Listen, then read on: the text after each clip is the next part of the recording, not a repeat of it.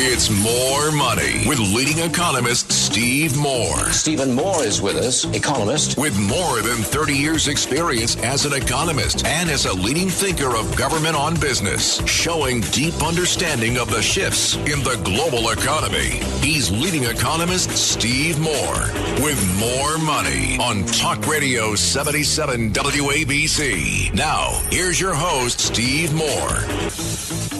Welcome, folks. This is the More Money Show on WABC Talk Radio. I am your host, Steve Moore, economist, someone who has been working in the business of politics, the economy, and finance for 40 years. I first came to the swamp in Washington in 1983 when Ronald Reagan was president.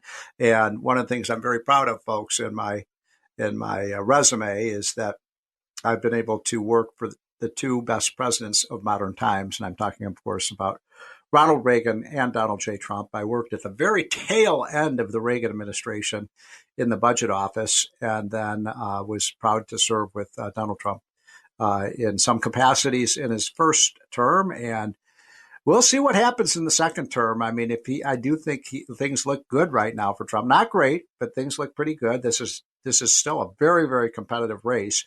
But if Trump gets in, I think we're going to have an A team of people who are going to fix this economy, who are going to fix our deficit problem, who are going to bring jobs back to the United States. I mean, this is a guy, whether you like Trump or not, who knows how to run things, knows how to make things work. And boy, he is laser focused right now. By the way, folks, I will be at Madison Square Garden on Sunday.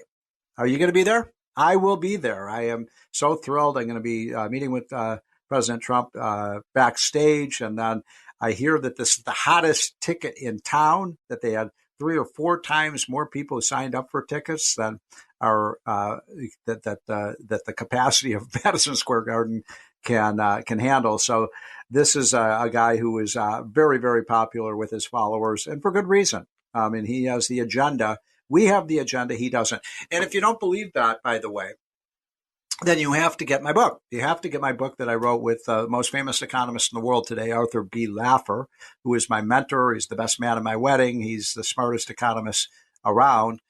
He was the chief economic advisor to Ronald Reagan. He was an advisor to Margaret Thatcher. He was an advisor to Trump.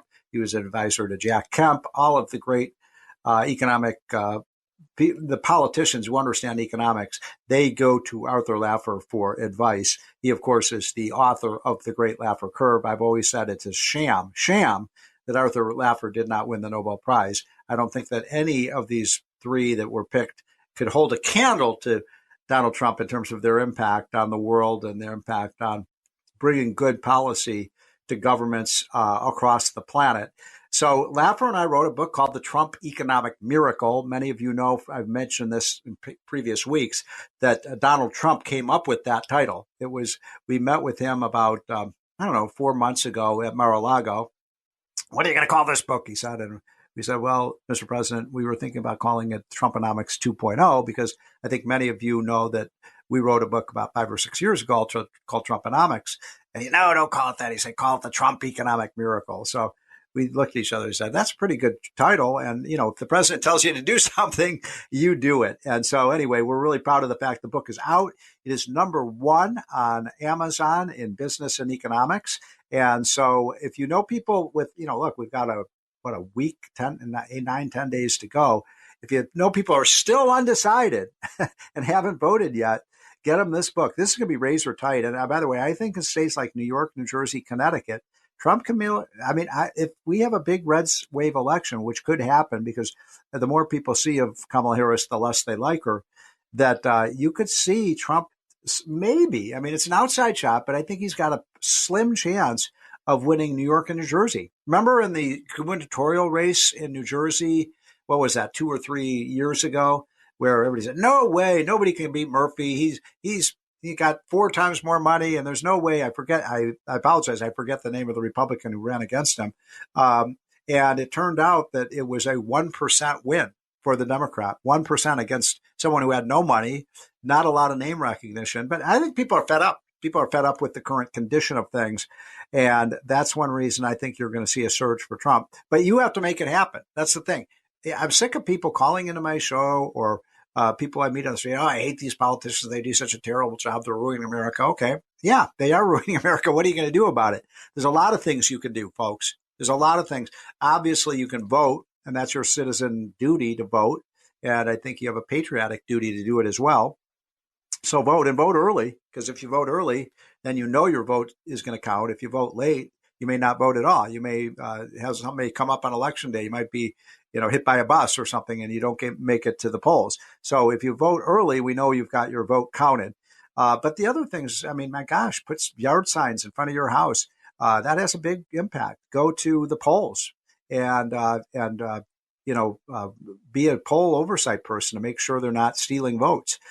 You can knock on doors in the last week and just tell people this is why I think a lot of you, I don't presume everyone listening to the show is a Trump fan. I know this because we get callers who love Kamala and we have callers who love Trump. And I love that. I love calls from both sides of the aisle. But I think most of you, since this is a fairly conservative station, are probably in favor of Trump. Then, go out there and knock on some doors and say, hey, here's why I like Donald Trump. Here's what he's going to do for our country.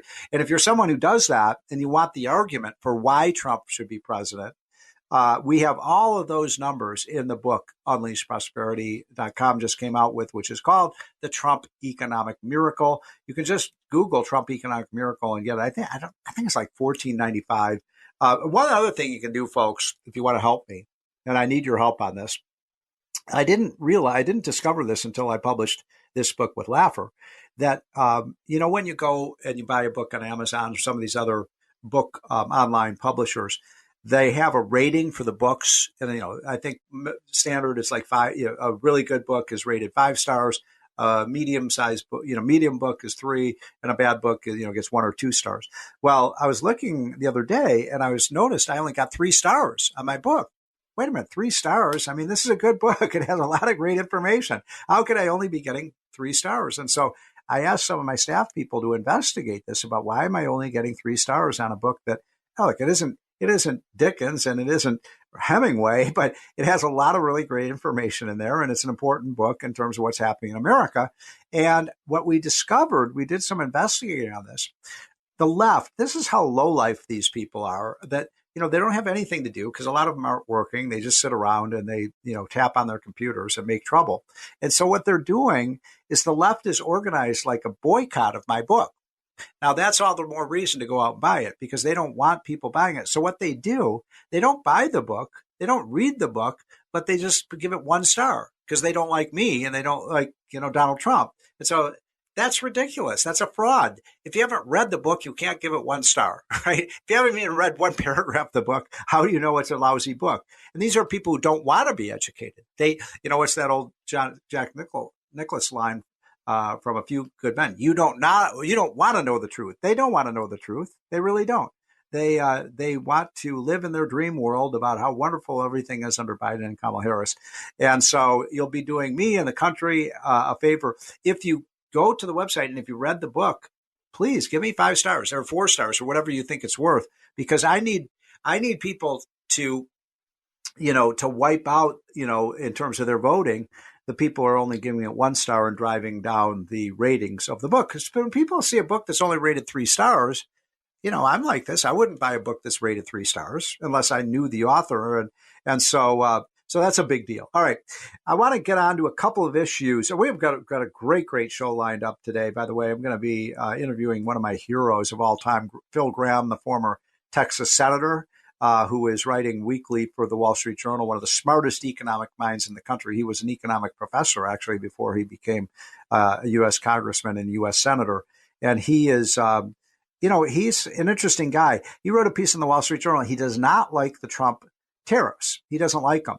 And I'm kind of a free trade guy myself. I'm a Trump guy, but I'm not wild about the tariff issue. So we're going to have a fun discussion about whether the tariffs make sense or not. He says no. He says, no, we should not do tariffs. I know a lot of my listeners, and a lot of you out there like tariffs, and you think the tariffs are a good way to create jobs in America.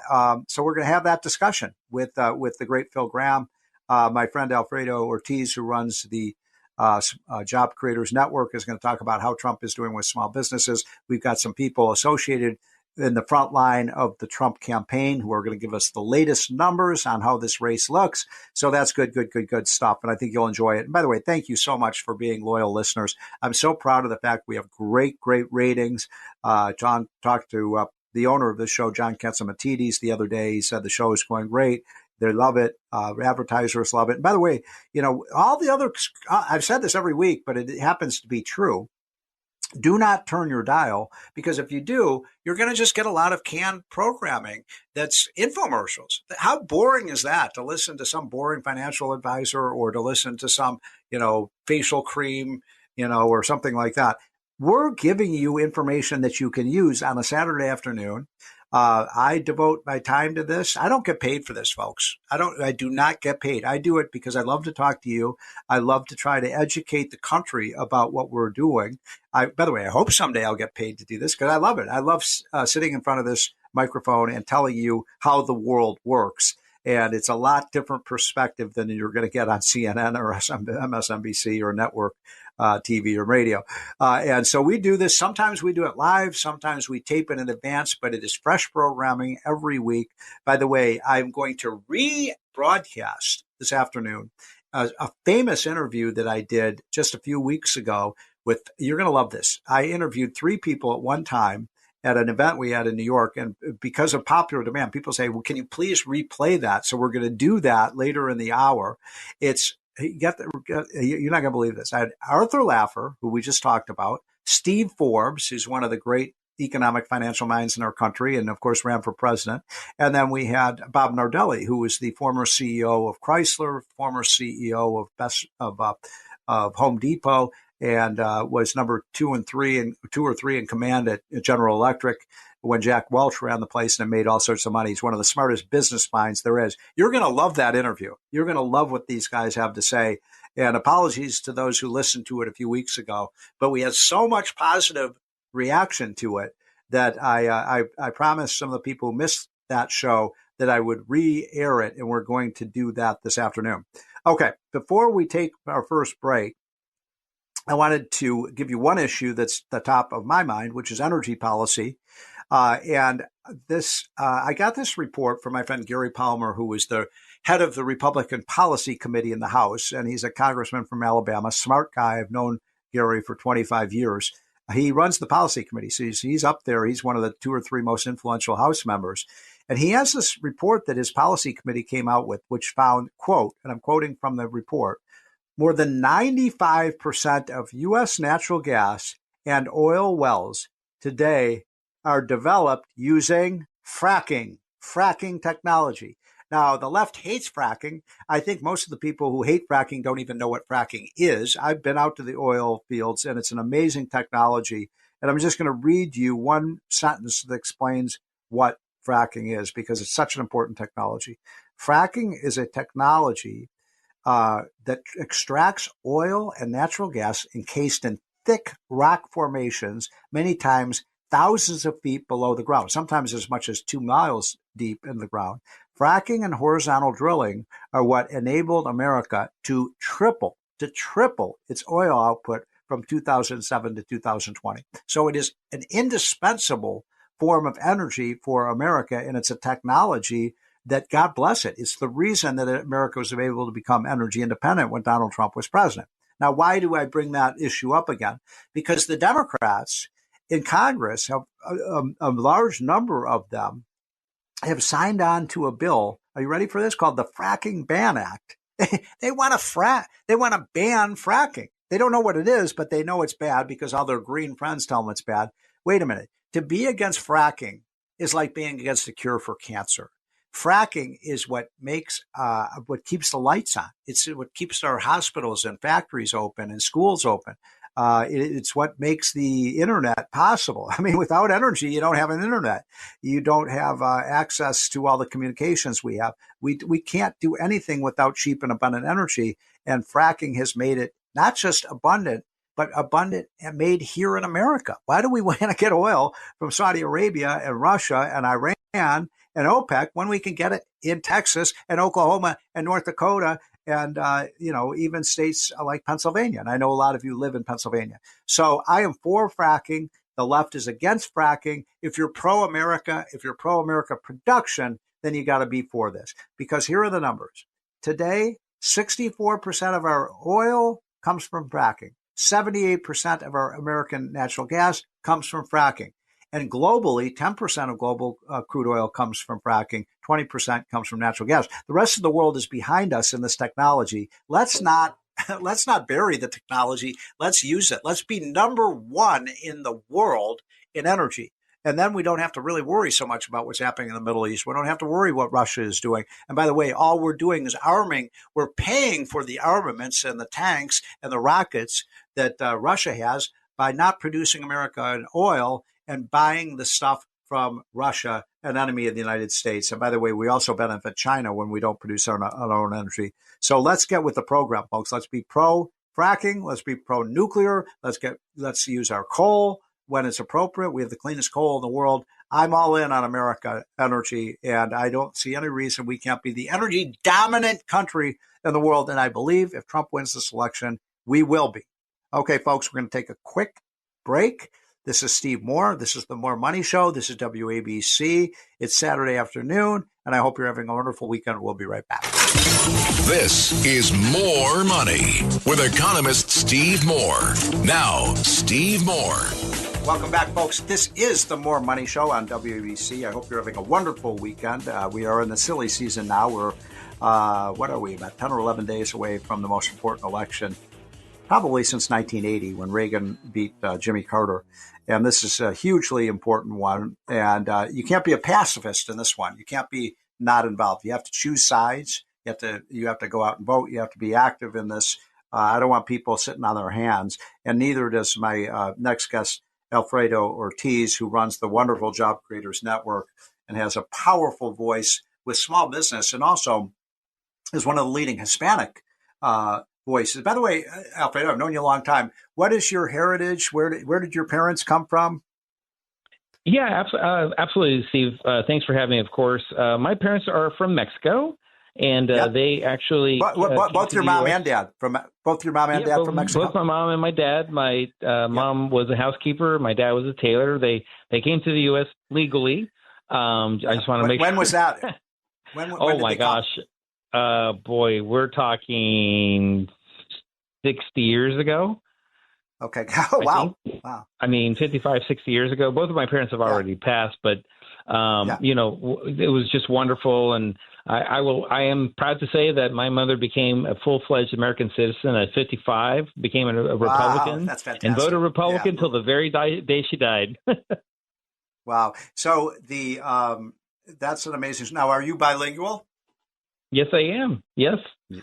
I speak Chinese I'm glad and to hear English. that because I think you told me that one of the things you're doing among many, I mean, you guys are warriors in this fight for the soul of America. I really believe that is, correct me if I'm wrong, I think you said you are running ads for Trump in Spanish. Is that right? Yeah, absolutely. So we kicked off at the beginning of the year something called the Hispanic Vote Coalition, a couple of other great partners that are part of this. But, you know, Bernie Marcus, the great Bernie Marcus, who founded Job Creators Network, really had the foresight years ago to really hit on the theme of economic prosperity with Hispanics. And at the beginning of this year, he helped us try to be able to fund specific efforts for this election on the Hispanic voter. Mm-hmm. And, you know, we focus on the swing counties within swing states. So, for example, out in Arizona is Maricopa, in Pennsylvania, Harris County, it's Clark County in Nevada, for example. And we've been hitting that message of economic prosperity for Trump and economic misery under Biden in Spanish ads, especially on radio, which is pretty much where most Hispanics get their information on, or they spend most of their time is listening to Spanish radio. We've been doing that since February, Steve. So how do you think, you know, I'm looking at some of these polls and you never know what to believe because the polls are all over the place. And but, you know, what I'm seeing from some of these polls is that Trump is doing pretty well with Hispanics this time around, and that Hispanic, especially, you know, first and second generation immigrants like the Donald Trump message of hope and opportunity and job creation and American energy independence. Are you seeing that in your travels? Yeah, absolutely. Suffolk poll, USA Today poll that came out just the other day, in fact, had Donald Trump, are you sitting down? Had him at 49%. Wow. Versus 38% for Kamala. And I have to tell you, Steve, I'm actually not surprised. At the beginning of this year, because remember, Trump had 36% last time around. And when I went on air for interviews at the beginning of this year, I said, I think Trump, with the right message, can be up to the 48 or 49%. Steve, people thought I had 10 heads when I was saying that. Right. And look at that. You know, we're there. And I actually truly believe when it's all said and done, he will be at the 50-51% mark, because here's why.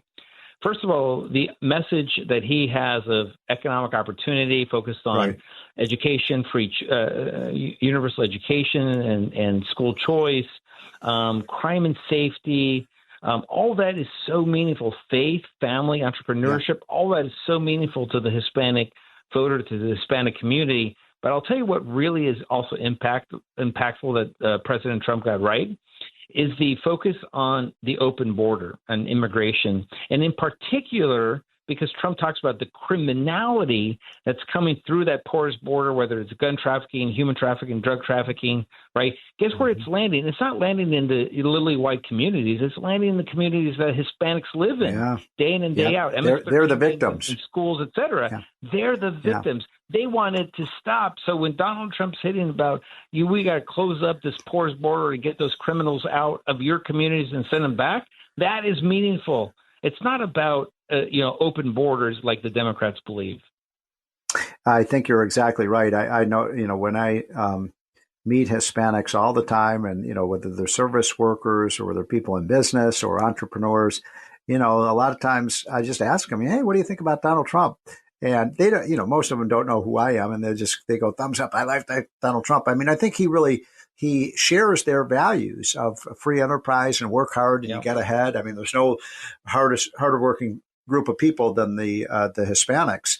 And so by the way, I remember, back in the Reagan and Bush era of the Republican Party, we used to say, Alfredo, that if we could get 40% of the Hispanic vote, that would be amazing, because usually back then it was like 33% of the Hispanic vote.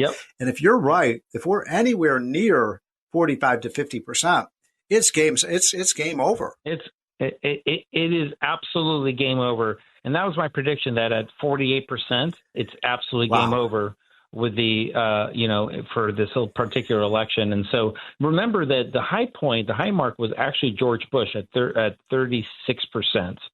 38%. Donald Trump came in at 36%.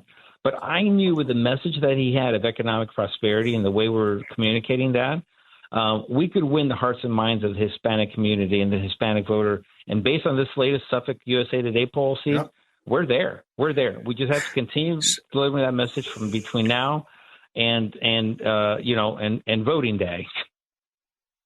So great analysis. And so now we've only got about 3 or 4 minutes left, and I wanted to switch directions if I could. I'm talking to the great Alfredo Ortiz, who runs the Job Creators Network. Is part of the Trump team. By the way, I think you and I were talking offline the other day. I'm going to Madison Square Garden on Sunday. Are you going to be there?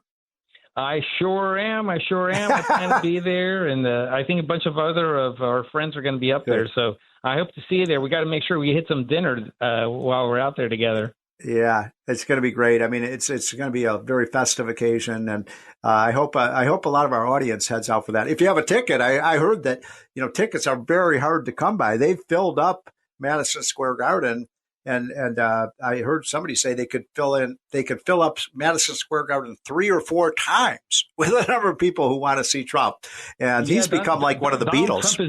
Donald Trump is a Taylor Swift of politics, That's so true. All right. We got a couple minutes left. I wanted to ask you, your other area of expertise, obviously, is with small businessmen and women. Where are they? What do they want? What are they? They are not happy, right? I mean, I look at these approval ratings for the politicians among small businessmen and women. They seem like they're stressed out.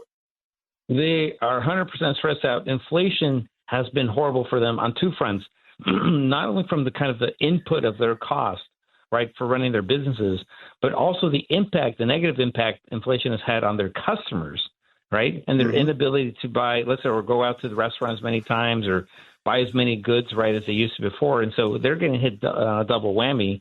And in fact, we did a national poll. We conduct what's called the Small Business IQ poll, conducted by the great Scott Rasmussen and John McLaughlin. And that came back. You're going to love this, Steve. The small business owners prefer Trump to Kamala Harris by 12 points. So the majority of small business owners prefer Trump as their president. Yeah, I'm surprised it's not even bigger than that because Biden has sort of declared war on small business. Last question on the way out for you, Alfredo, is it's a question that I always get asked from our listeners because they don't really, they're curious about this because they hear it all the time. Are small businesses price gouging? Is that why we have high prices? Yeah, no. They're barely surviving, let alone price gouging. Right. Look, right. Steve, as you know, the problem is that all of their inputs of goods and services have gone up. And let's be honest, the reason why was that fateful decision, day one decision of President Joe Biden of canceling the Keystone XL pipeline and declaring war on domestic energy production. I think you're exactly right. And I'm not surprised that, these small businessmen and women are really looking for change because it's been a tough period for them, as it has all consumers and so many Americans. Alfredo, great job. I'm looking forward to hooking up with you on Sunday at Madison Square Garden to see the great Donald Trump. And folks, we will be right back. This is the More Money Show on WABC.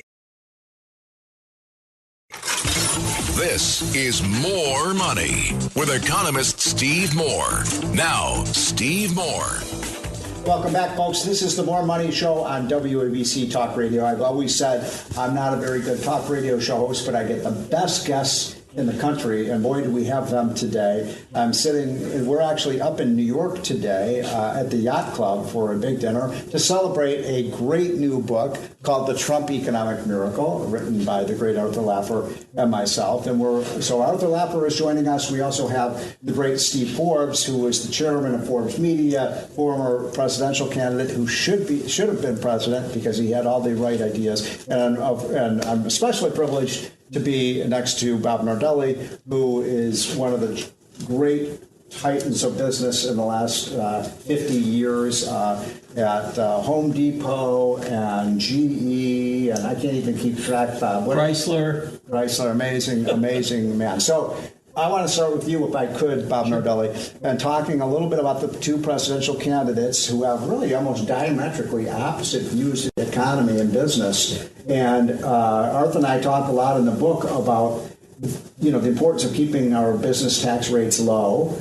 Kamala Harris doesn't believe that. She wants to raise them up again, and the capital gains tax. And from the front line of the business world, how do you see that playing out? Yeah. Well, thank you very much for the opportunity to come in. I've lived through 7 recessions, Steve. I've been at this for 53 years. That's almost as many as Arthur has.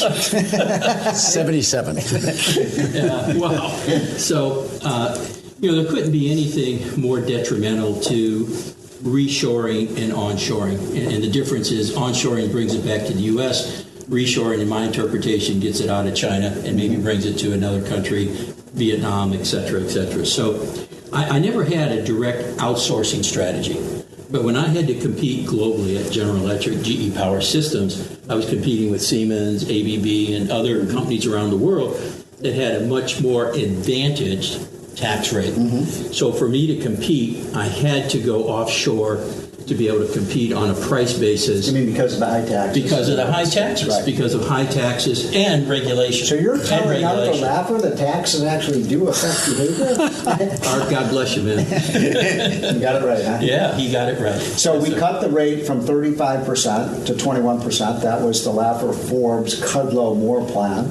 And we brought a lot of capital back to the United States. Remember, we had a bunch of inversions. Those stopped. An inversion was when an American company would, what is the term you use, offshore? There was offshoring, yeah. Right? And then we've been talking a lot about onshoring, which was trying to bring them back to the U.S. and then reshoring, which is a derivative of that, means out of China, but into maybe a lower cost country like Vietnam or Philippines or somewhere.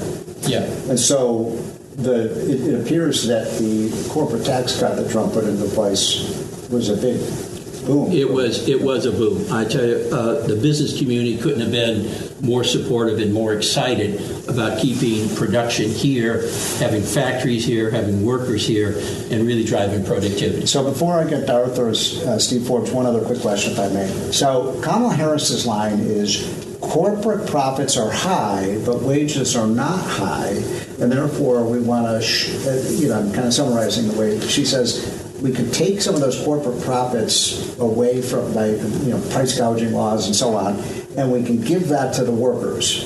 And to a lot of people, that says, hey, that sounds a pretty good deal. What would be the repercussion of that? Well, a couple of things. The terminology is corporate America. So we're talking about Americans that are the employees. When I was at Home Depot, I had 350,000 associates wow. that we had to make sure, that we had a fair wage. Now, in today's environment, because of this administration, how do you have a fair wage? It's like a pig in a python. It's moving through there, right? Remember, inflation was transitory. Remember that comment from the administration? Well, as inflation goes up 9.1%, I had predicted 10. I remember we had this discussion on Fox. And so it's hard to keep up with fair family wages, right, with that. I haven't seen, I deal with Fortune 50, lower middle market. I haven't seen one inflationary price increase roll down as a result of what's happened. So, precious metals, we do a lot of aerospace, so Inconel, titanium, etc., up 35, 40%. The only commodity I've seen come down is lumber, when they use that as an example. Mm-hmm. It has nothing to do with the inflation, with this administration did. Lumber came down because the price of building a new home, the mortgage rates were so high, people weren't building, people weren't selling to trade up. That was something that took place for a while under the Trump administration, trade in, trade up. So lumber came down, but given what happened now, the catastrophic hurricane, we're going to see lumber prices go up. We're seeing oil prices, at $70 a barrel now or something. So the bottom line is, our corporations price gouging? Oh, absolutely not. Absolutely not. When she talked about fixing prices at the end of the supply chain, that's catastrophic. If you want to really do that, you got to go all the way back to the chemicals that are creating, the feedstock and the transportation to get it to the chicken farm, and then the chicken farm to the processor. So you just can't fix the price back here. You know what's going to happen, right? We've seen it before, Art and Steve, right? We see what happens is supply goes down, prices go up. It's history repeats itself. We know what happened. Now, if you use, the thing Trump's talking about, tariffs, I just want to comment on that. If it's a policy, probably not good. If it's a tactic, like he uses it so well, it's with laser focus. He's doing it extremely well. So that's Bob Nardelli, who was the chairman of Chrysler, Home Depot, and many other companies. One of the great businessmen in America. And could have saved GE. GE too. It should have saved GE. Well, saved GE. So an honor to be with you at this.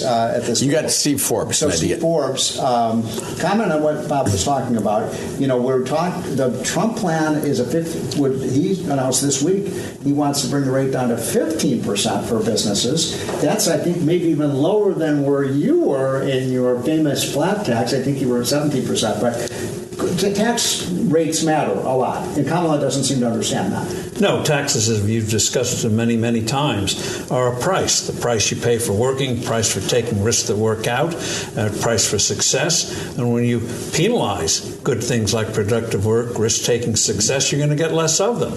She's destroying capital. Mm-hmm. And Bob's point about regulation, for some reason, about 25, 30 years ago, the U.S. decided to regulate manufacturing like they were villains. And today, the Competitive Enterprise Institute finds that a manufacturer with 50 or fewer employees regulations cost $50,000 per employee versus $5,000 tax. Bigger companies, $26,000, $27,000. So they're like a regressive tax. So it's a regressive tax.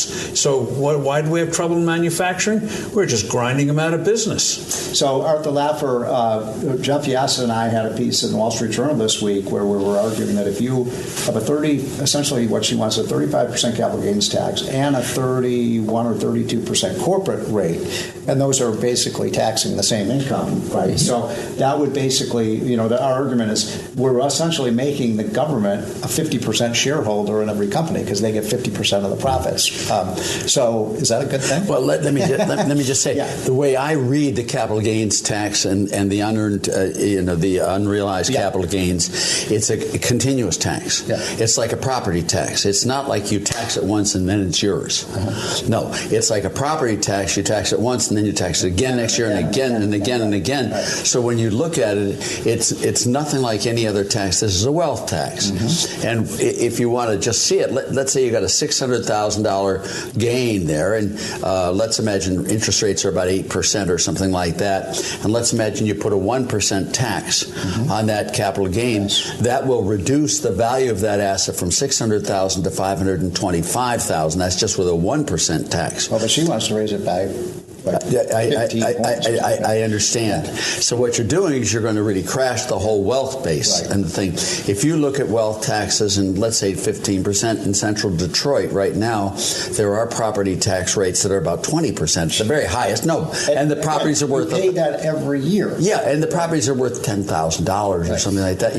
What you find is the greatest, most prosperous places in the nation are those with very low property taxes. The reason California survives is because of that blowhole of Proposition 13.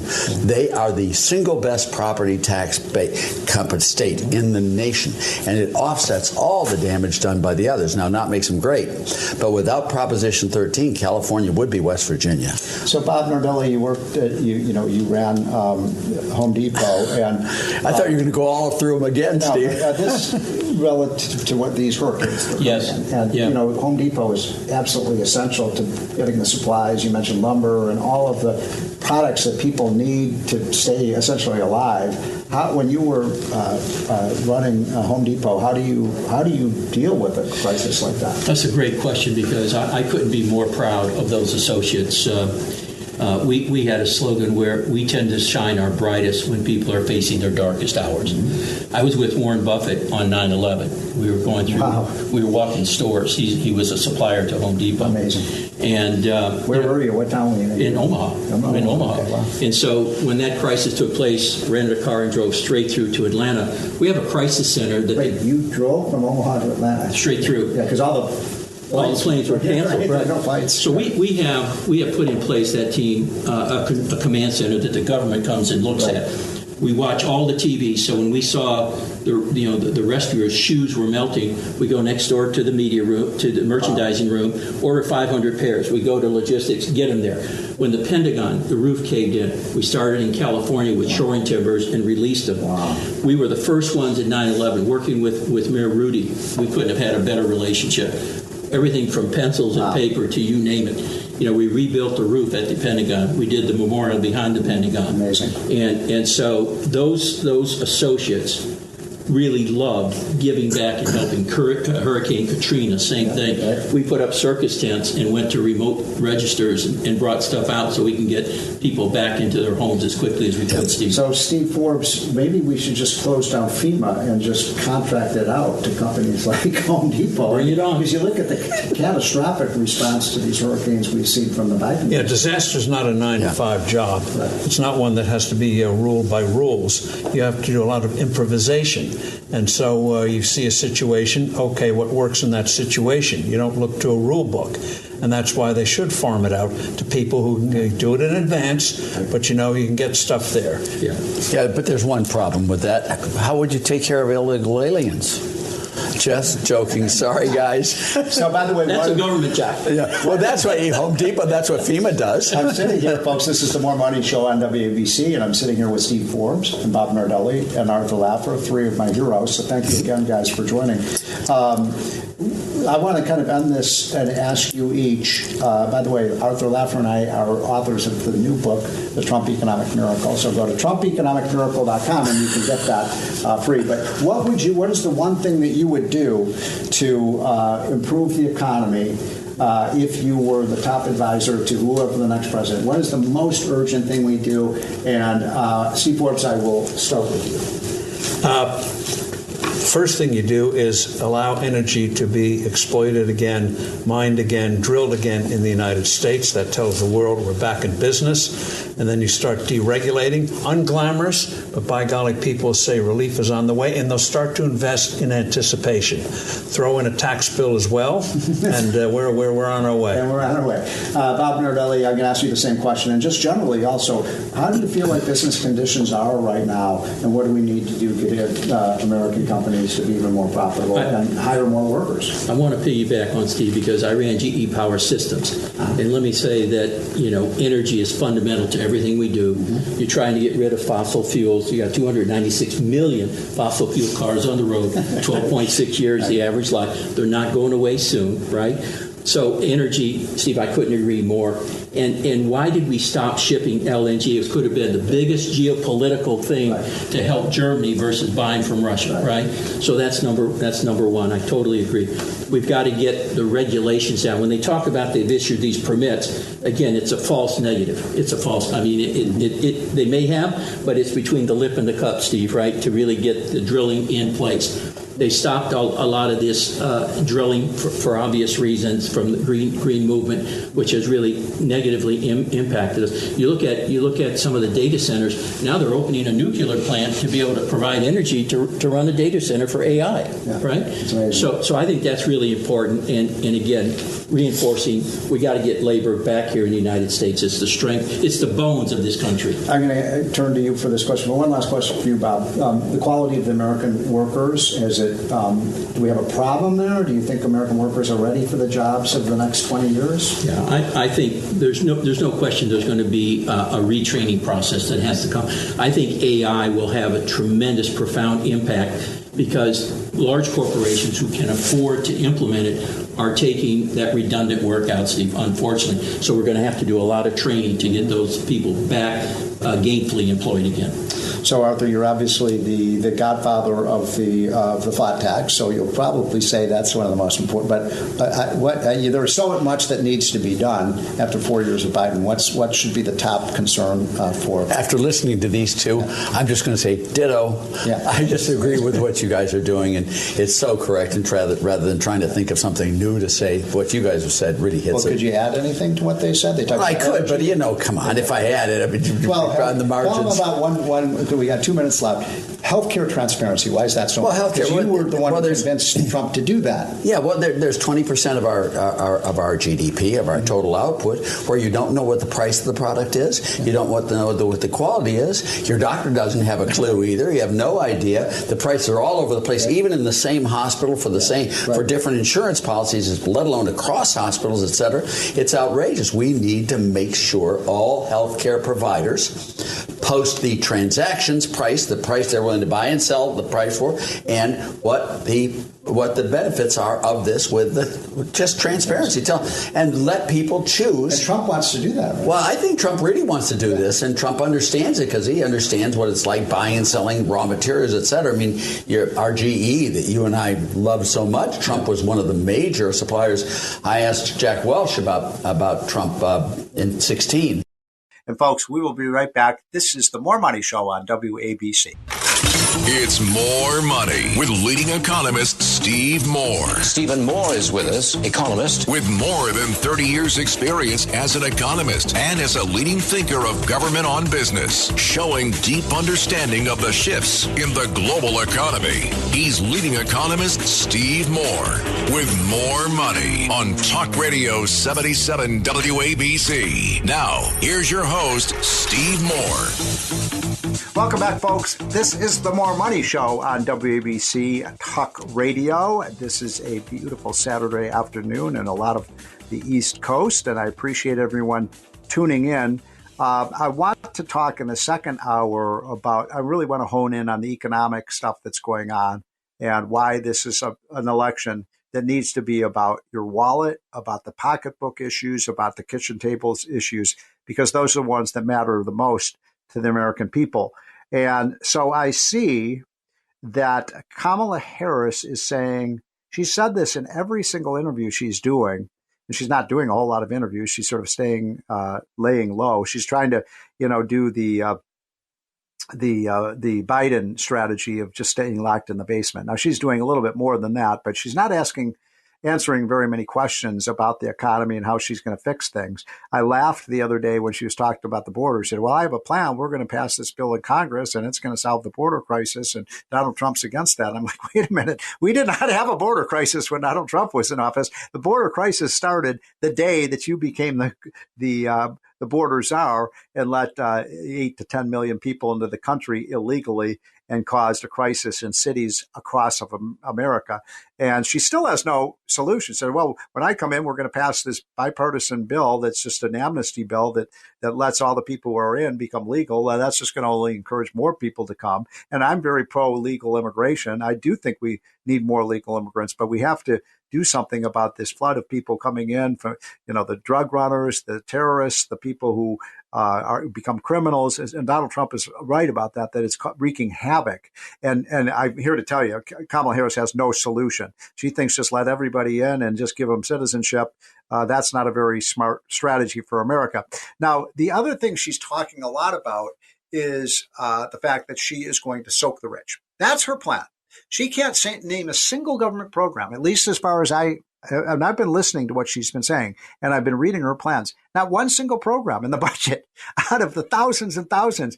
Isn't there something, Kamala Harris, we can get rid of when we're running a $2 trillion deficit? In other words, a business closes down, departments and things like that aren't productive or not profitable. That happens all the time.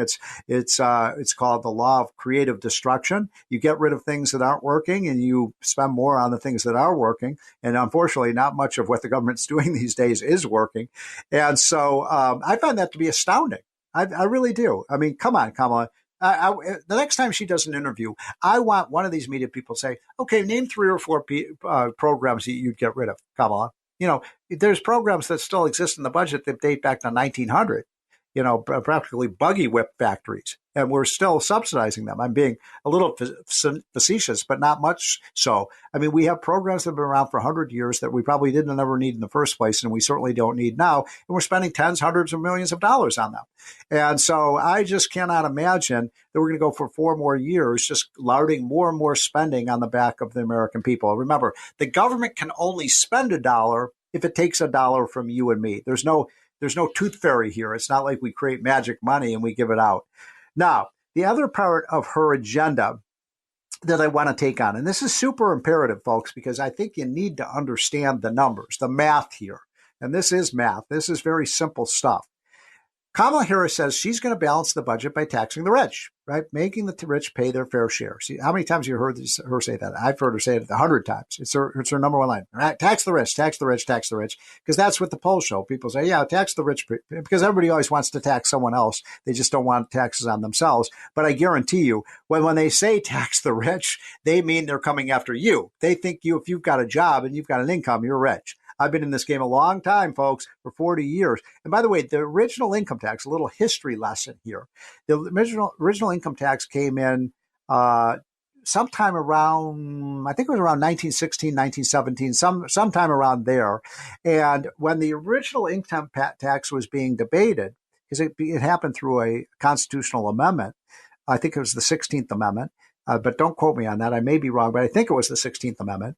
At the Senate debate, someone wanted a amendment to that Constitution that said they shall never be able to raise the income tax above 10%. And what's really funny about that is that all of the people who were for the income tax said, no, we don't need an amendment like that, because the original tax that they were proposing was 7%, a 7% income tax. And so they said, no, nobody would ever think of having an income tax at 10%. That'd be way too high. We don't even need to put that in the amendment because nobody would ever consider something like that. Well, guess what? The income tax passed, and it was one of the great tragedies of our country. And then within 5 years of having the income tax, the rate, are you ready for this? It went up from 7% to 70%, and everybody had to pay it. Everybody was paying the income tax back then. So it's a middle tax burden. And I want to give you these numbers on who's paying the income tax today so people know who's, you tell me if you think the rich are paying their fair share. These numbers are hot off the presses. The top 1% of Americans, the top 1 out of 100, pay 46.5% of the income tax. So almost half. So 1% are paying half, and 99% are paying half. I don't understand how that's fair. Now, the bottom 50%, they pay, let me see here. I just want to make sure I get this number right.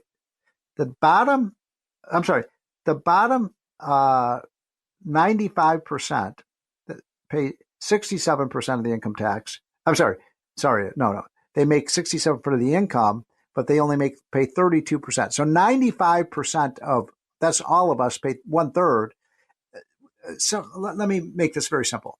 1 out of 100 Americans pay more income tax than 95 out of 100.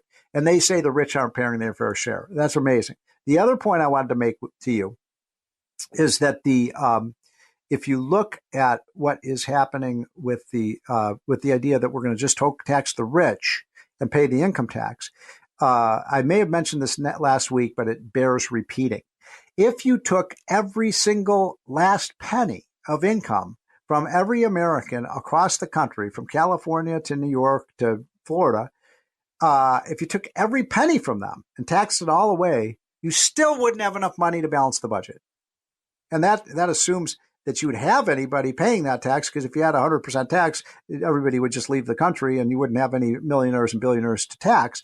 But my point is, if you're going to try to raise taxes to reduce the deficit, they're going to have to go to the middle class. Everyone knows that. And I don't know about you. I'm middle class. I'm upper middle class. I don't want to pay more. I want them to cut the damn budget, because I don't think I get anything of any value in return for all the taxes that I pay. One last point before we take our first break of this hour.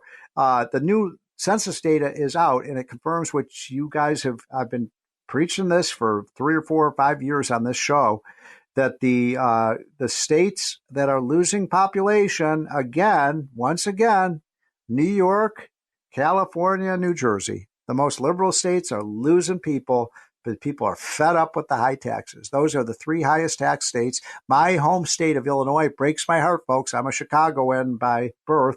I grew up in Wrigley Field, and Illinois is getting crushed too. People are leaving Illinois for West Virginia, for goodness sakes. And so what I'm telling you is these high tax rates, these high progressive policies are backfiring. They're not taxing the rich because the rich are leaving. And guess what states they're going to? Okay, I'll tell you what states they're going to. The top 2 destinations for millionaires and billionaires who've left New York and California, I think you all know the answer to this one.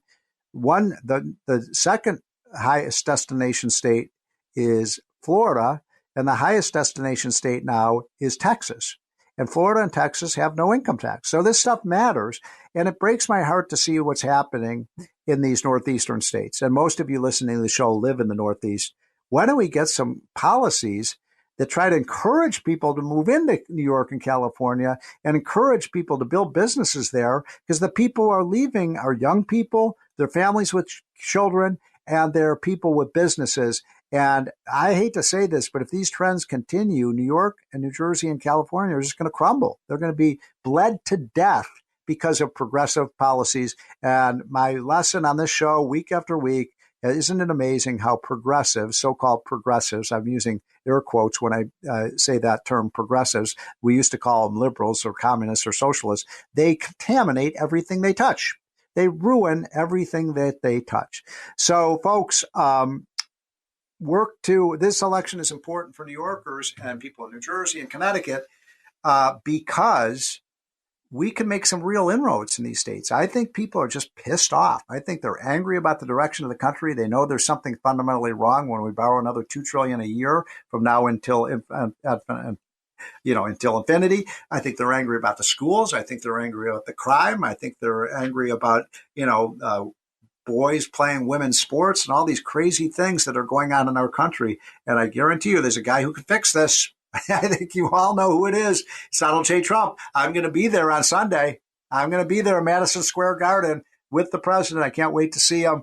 I hope a lot of you are going to that too. This is the More Money Show. We'll be right back. It's More Money with leading economist Steve Moore. Now, here's your host, Steve Moore. Welcome back, folks. This is the More Money Show on WABC Talk Radio. We are affiliated throughout the country, and thank you so much for everyone. We've got great ratings. We've got a great listenership, and I appreciate the people who tune in every week because this is a way to understand what's going on with the economy, what's going on with finances, how to make more money. And so now I've been waiting to do this for about 3 or 4 weeks. One of my heroes, and I think the hero of so many of you listening to the show, is a guy who has really just been a mentor to me, and that's Phil Gramm, who I don't know if I should call him Professor Phil Gramm or Senator Phil Gramm. He was a professor of economics. I think many of you know his story. He came to Congress in, I think, the late 70s as a kind of what they used to call a centrist Democrat.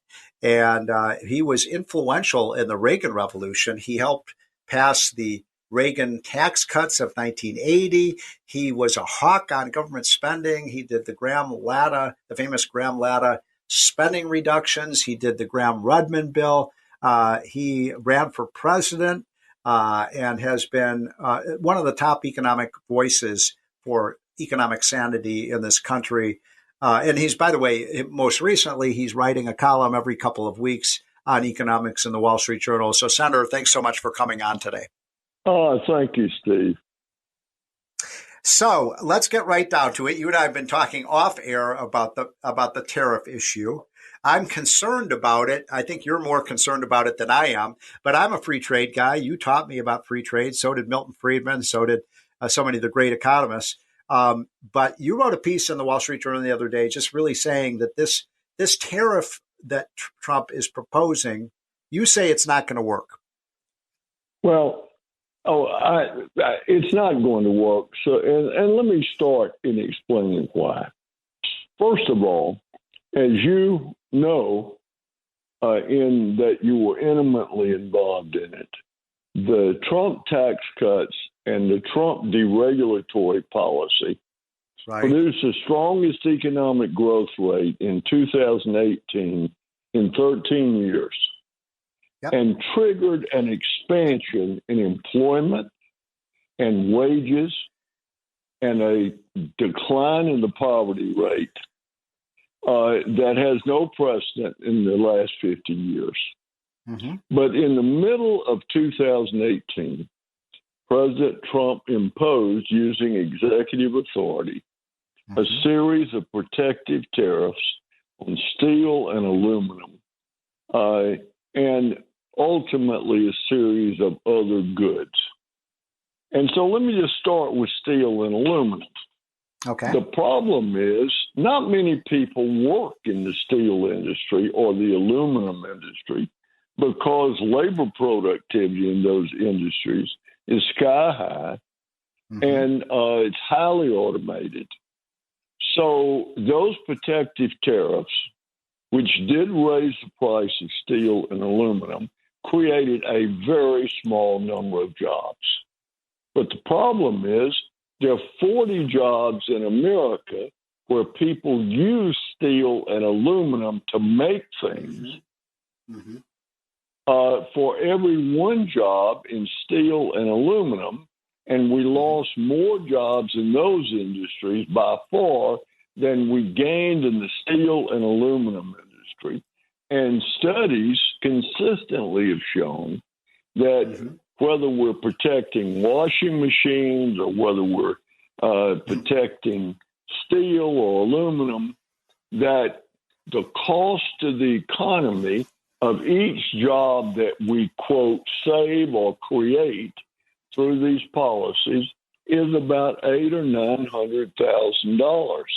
When the jobs themselves don't pay $80,000 or $90,000. Right. And so hold on, Senator, just 1 second. I want to explain because you know you're one of the most brilliant economists. I want to make sure people understand what you're saying because it's very important. So, just to use your example of steel, just so and forgive me if let me know if I've got this right. So you're saying we put a tariff on steel to protect jobs for the steel workers. But then, let's say the auto industry, the U.S. auto industry, which uses a lot of steel, right? Now they have to build the car with more expensive steel, right, because of the tariff. And that means that fewer people will buy U.S. cars because they'll be more expensive. So you're not really creating jobs. Is that what you're saying? That's right. You're creating a handful of jobs in the steel and aluminum industry, but you're losing far more jobs in other industries that use steel in their production and aluminum in their production process. That's the story of protectionism. And it's not that it's a new policy. It's been tried over and over again. We had the Smoot-Hawley tariff in the 1930s that deepened the Depression and made it longer and more painful. Yes. People get caught up in this argument that we've lost jobs in manufacturing. Well, it's true. But two things need to be understood. Number one, in 1945, the other industrial countries in the world had been destroyed in the war, and 50 million of their best workers had been killed. And we had a virtual monopoly on any heavy manufacturing for 25 years. Right. And if you compare what we produced and sold on the world market in the 50s and 60s and early 70s with what we sold in the 20s and 30s, I see. You see that what had happened is we were producing roughly half the goods and services in the world. Mm-hmm. That couldn't go on forever. And when Japan and Germany and other developed countries recovered from the war and became more competitive, we lost our comparative advantage in a lot of areas.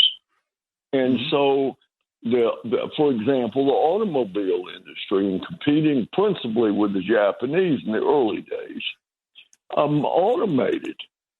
And so people talk about, well, we don't have a manufacturing base. Well, it's totally false. Last year, we produced more manufacturing goods than we have ever produced. But we did it with 8% of the labor force, not 25%, which we had done and had in the mid-50s because of technology. Those jobs are never coming back. Right. Well, by the way, a good analogy, Senator, is what's happened in agriculture. I mean, 100 years ago, exactly, perfect. We had about a third of all Americans working on the farm. Maybe that might be a little exaggeration, but close to 30%. No, that's right. All American workers were growing food. Now we grow enough food with 2.5% of our labor force in agriculture, and that means they can do other things that lead to even more productivity. And so part of this is just, as you say, technology. And I always say the old joke is, you want to create 10 million jobs in America, just outlaw farm tractors, and we can all work in the fields again. Well, a perfect example of this is my mama left a tenant farm 85 years ago to go to Columbus, Georgia to work in the Eagle and Phoenix mill. And she worked there until she went to school at night and acquired more skills and got a better job. And then she spent the rest of her life trying to eliminate two jobs in the mill, my brother's job and my job. And she succeeded. Now, does it make any sense whatsoever to raise the price of clothing being sold in Walmart with the idea that my grandchildren are going to drop out of college and go to work in a cotton mill? None whatsoever. Yeah. The cotton mill would be unwelcome if it came back. We have a fully employed economy. We want people working in the industries of the future, Yes. not the industries of the past. Well, I couldn't agree more. And by the way, I'm talking to Phil Gramm, the great former senator from the great state of Texas, former congressman from the state of Texas, former university professor in economics, one of the architects of the Reagan Revolution. It would not have happened without Phil Gramm. Senator, I'd love to keep you over for a few minutes. Could you stay for one more segment? Oh, sure I can. Okay. All right. We're going to take a quick break, folks. This is the More Money Show on WABC. This is More Money with economist Steve Moore. Now, Steve Moore. Welcome back, folks. This is the More Money Show. I'm economist Steve Moore, and it's a thrill to have on the line with me one of the top economists in the country, and that, of course, is the great Phil Gramm, who served in the United States Senate, was an architect of the Reagan Revolution. It would not have happened without him. And by the way, just quickly, what happened to the Democratic Party? You were a Democrat. Well, I was a Democrat because of the Civil War. But what happened to the Democratic That was a long time ago. Yeah, it was a long time ago, too long ago, in terms of the South changing. My grandmother and mother never voted in the early days for a Republican, even though they thought like Republicans. Right. So, look, when I ran, there were no Republicans in my district. And I didn't think party mattered until I got to Washington, and then I discovered it mattered to everybody else except me.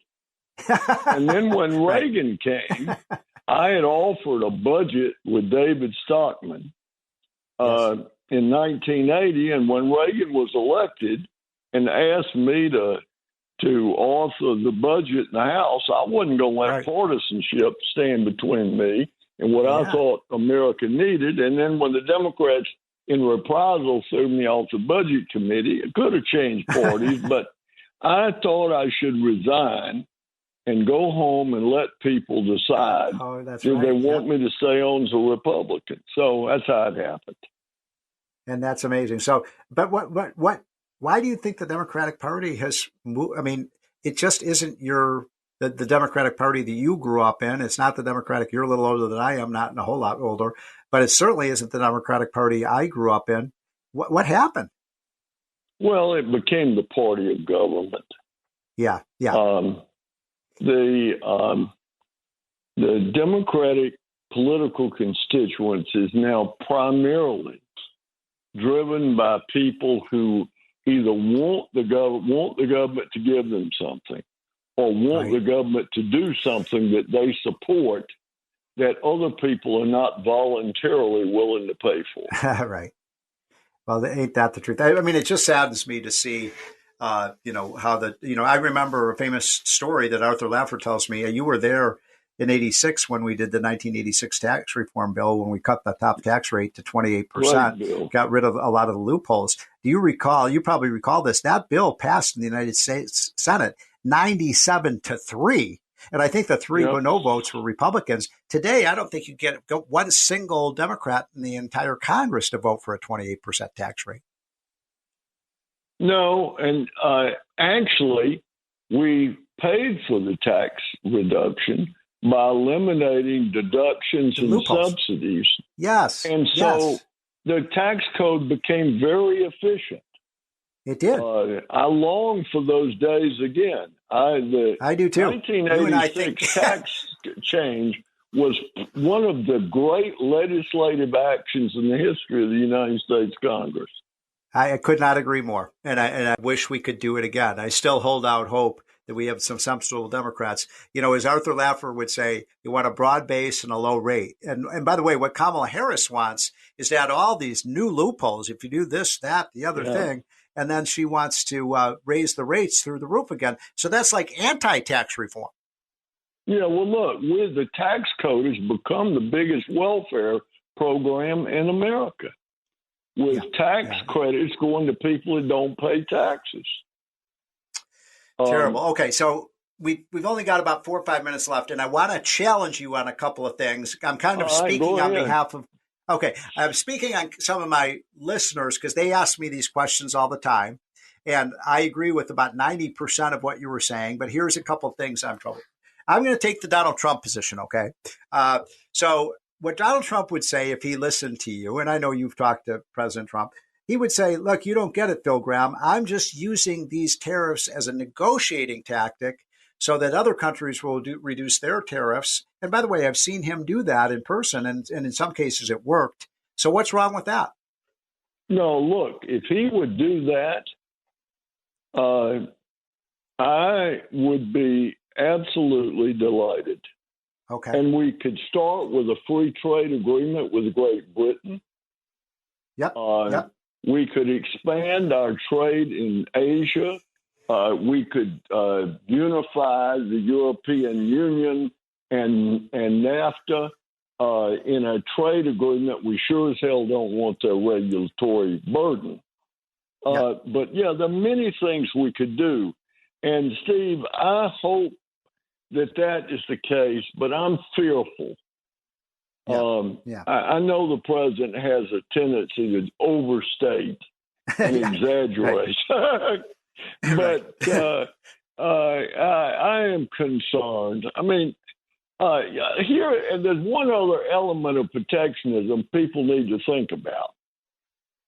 What right does the government have to make me pay twice as much for sugar as it sells on the world market so that 3,400 people can produce sugar?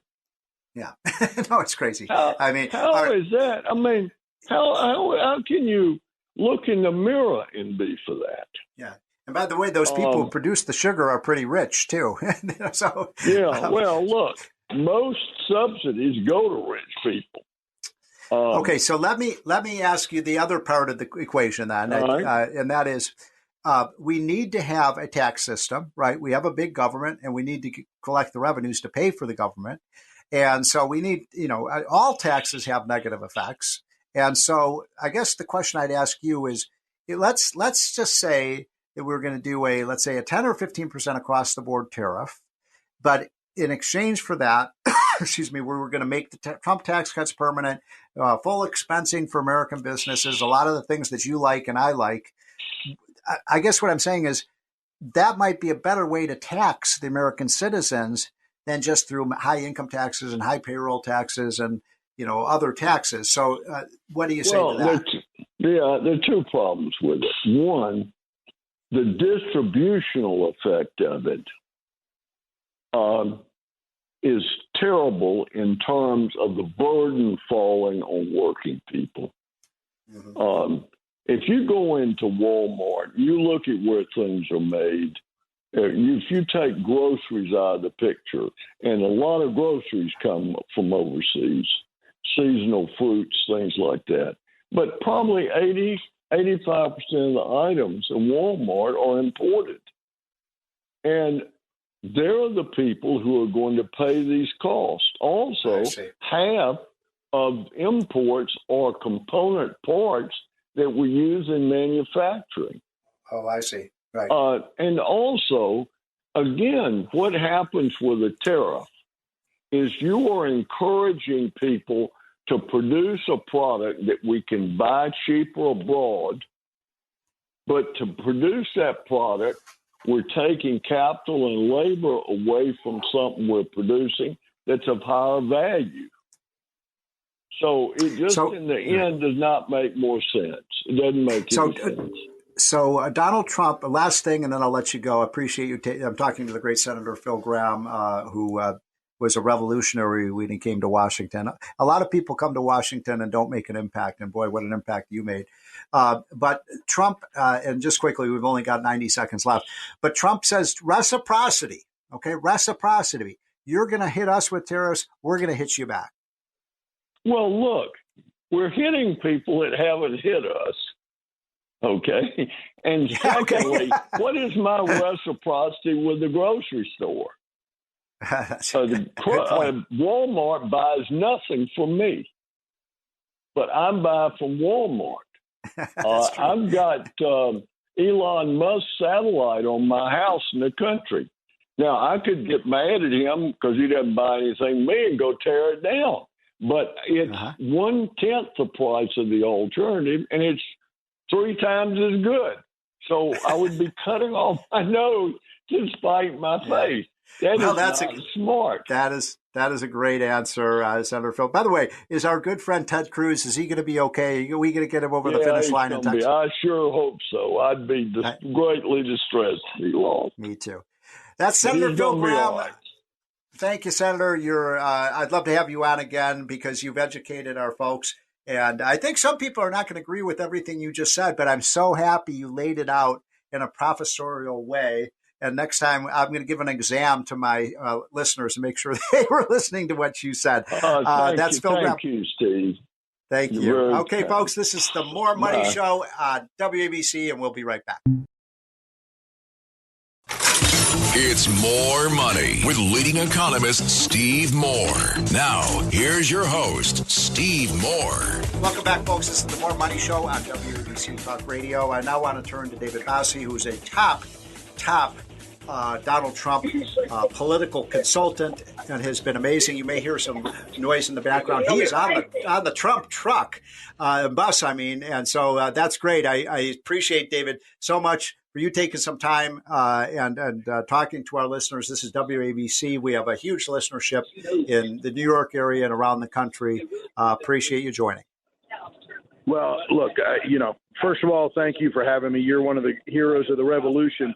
I wouldn't miss it, but I am on the bus tour, so the voices you hear behind me are Hogan Gidley, Senator Joni Ernst, oh my God, Byron Donalds, Carla Sands, Chad Wolf, Matt Whitaker, Kristi Noem, Pam Bondi, Monica Crowley. We have Corey Lewandowski. We have an incredible group.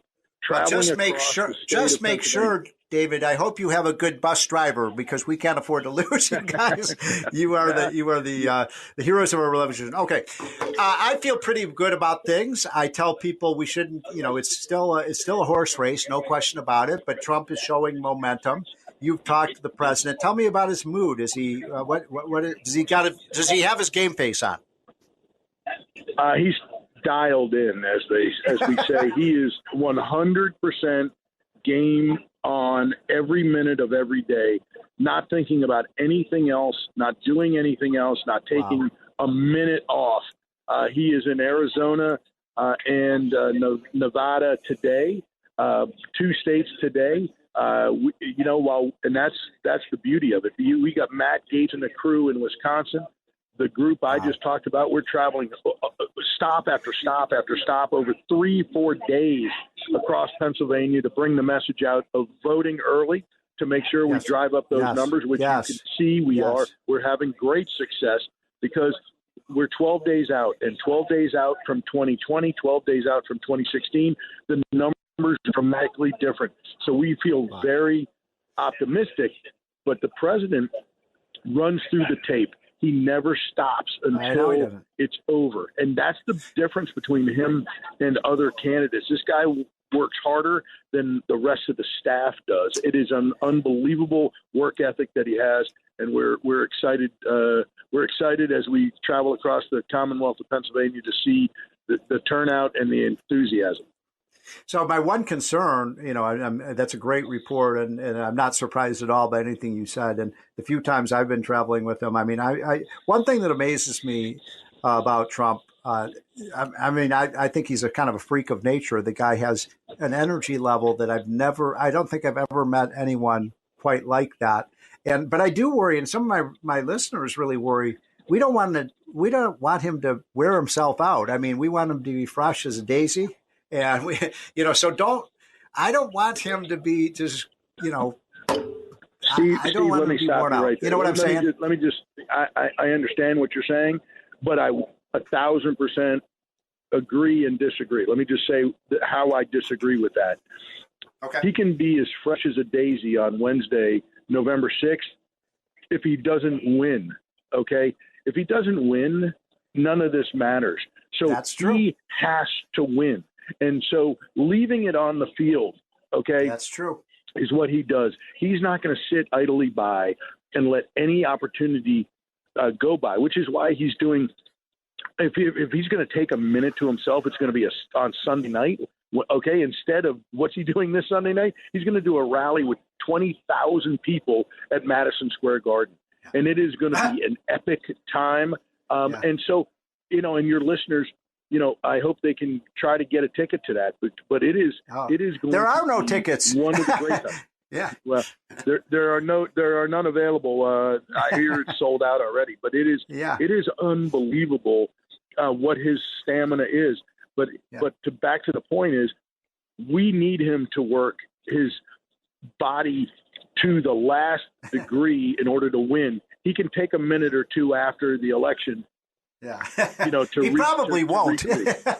Because no, he won't. Well, he won't. No, I find him to be the most amazing person in terms of just I'd travel with him 1 or 2 days at a time, and I'd be completely exhausted, and I'd have to get off the bus. I can't do it anymore. I'm too tired. And he was doing it day after day. It's just, but it also shows his. He loves people. People always ask me, is there a similarity between Reagan and Trump? And there are similarities. They're different in a lot of ways, but there is the same in others. And you knew Reagan and you've known Trump. And one of the things I always say is they both love people. They love the American people. That's right. It's the authenticity that gets through. Donald Trump is an authentic person. And let me say to your listeners, I watched all the videotape of Donald's episode where he went in there and worked for a little bit. Unbelievable thing. One thing I took away, the most thing I took. David, we're losing you a little bit. I think it's because you must be going under a tunnel or something. By the way, I'm talking to David Bossie, who is on the Trump. He's on the Trump bus right now with all of the surrogates and all the people who've made this election possible. Let's see if maybe you're in a better spot now. I certainly hope so, Steve. I'm sorry about that. Is it better now? Oh, I can hear now. We can hear you. Yep. Okay, good. So how the president interacted with the 16 or 17-year-old young man who was the fry cook who had to teach him how to do the fry station. And if you just looked at the interaction, there was no intimidation. President Trump talked to this 16 or 17-year-old young man and interacted with him in such a way that he put him at ease. And so when you watch that video, that's what I took away the most, because he's an authentic, hardworking guy, and he didn't put on airs, and that's who he really is. He put on an apron, he rolled up his sleeves, and he got to work. And he has a 17-year-old kid teaching him what to do. It was really a remarkable thing to watch, and that's why there's a Golden Arches bump. There's a Golden Arches bump coming out of this, and I think that's a real thing we're seeing in the polling. I agree with you. I thought it was a great event, and people really paid attention. And Trump, he knocked that one out of the park, and people did see the authenticity of Trump. Well, we're excited. Do you have any latest news about any of the polling or anything like that? We just got a couple minutes left, but how do you see it going? Yeah, well, let me just say in Nevada, the numbers came out last night, and the president's numbers are unbelievably strong there. Wow. And it looks like he could win that state. And if we win that, look, if we're winning in Nevada on election night, that means Donald Trump is president of the United States, president-elect, because because that means he will have won North Carolina, Georgia, Arizona. He's going to carry, and that means Pennsylvania, Michigan, Wisconsin, and quite honestly, Virginia are all in play, and that means it's going to be a big night, and that means it's potentially a good night for the House and Senate candidates down ballot as well. I agree with that, and by the way, as you know, we have a monster audience on this show in New York, and I know it sounds like a complete long shot, but remember what we had in that New Jersey governor's race, where a kind of no-name Republican almost came within 1 point of winning a governorship because people were angry. And I think people are angry in New York and New Jersey and Connecticut about what's happening to their country. You couldn't be more right. And look at what Lee Zeldin was able to do in the governor's race. I mean, he came very close in a place that should not have happened. Look, I'm not going to say that Donald Trump's going to be able to pull that off, but it's very good. But it's very good that Donald Trump is going to help those House Republicans keep those seats in New York, because we must keep the majority in the House, and we're going to expand our majority. Probably not by very many seats, but we're going to expand it, and then we're going to take the majority in the United States Senate, and that's going to change the dynamic, because then the president's going to have, we're going to have the White House. If everybody turns out to vote, if everybody would get off their butts, go vote early, take your family, take your friends, talk to your work colleagues, make sure that everybody's turning out to vote. Vote early, and then make sure that we don't lose a single vote on election day. We have to get every single person to turn out, and then we're gonna be able to save this country, because Donald Trump is on a rescue mission to save America, and this is the most consequential election of our lifetime. And if we don't win, God help us all. Amen to that. Well, David, can you say hello to all my friends there, Monica Crowley and Pam and Byron Donald, all those guys. They're great patriots, and tell them we all thank them for what they're doing to go on the extra mile or the extra 100 miles for Trump. And so thank you for what you do. That's David Bossie. He's one of the top economic and political advisors to Donald J. Trump. This is the More Money Show on WABC.